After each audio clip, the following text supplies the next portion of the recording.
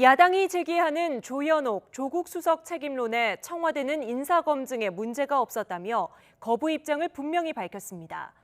정부 인사의 낙마 사례는 빈번히 있었죠. 과거 정부는 어땠을까요? 김도원 기자입니다. 참여정부 세 번째 교육수장으로 임명된 이기준 교육부총리.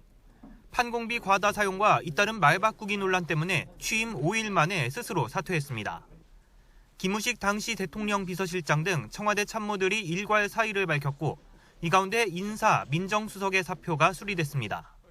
인사추천회의 의장으로서 책임을 통감하신다는 말씀과 함께 사의를 표명하셨고 참석한 다른 인사추천위원들도 사표를 제출키로 하였습니다.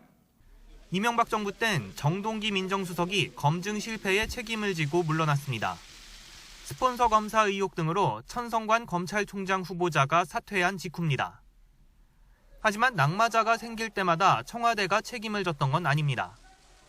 2010년 8월엔 김태호 총리 후보자를 포함해 공직 후보자 3명이 한꺼번에 사퇴했지만 문책을 받은 청와대 수석비서관은 없었습니다.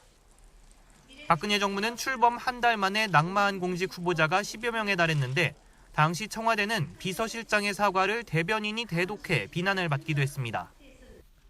집권 2년 차엔 안대희 총리 후보 낙마 뒤 민정수석을 포함해 수석 4명을 교체했지만 후임인 문창극 총리 후보도 불명예 사퇴하는 진기록이 나왔습니다.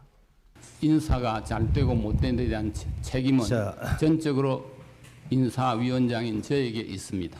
장관 후보자 2명 동시 낙마를 계기로 조현옥, 조국 두 수석에 대한 책임론이 거세지는 가운데 청와대는 두 사람에게 특별한 문제가 없는 것으로 본다고 선을 그었습니다. 두 수석 가운데 한 명만 물러나는 것도 어렵고 조국 수석의 경우 수사권 조정과 공수처 설치 등 검찰개혁 임무를 맡고 있어 경질 가능성이 거의 없다는 분석입니다. 청와대는 문책성 인사보다는 시스템 개선에 무게를 두고 있는 모습인데 거듭되는 검증 실패 논란을 막을 묘수가 나올지 주목됩니다. YTN 김도원입니다.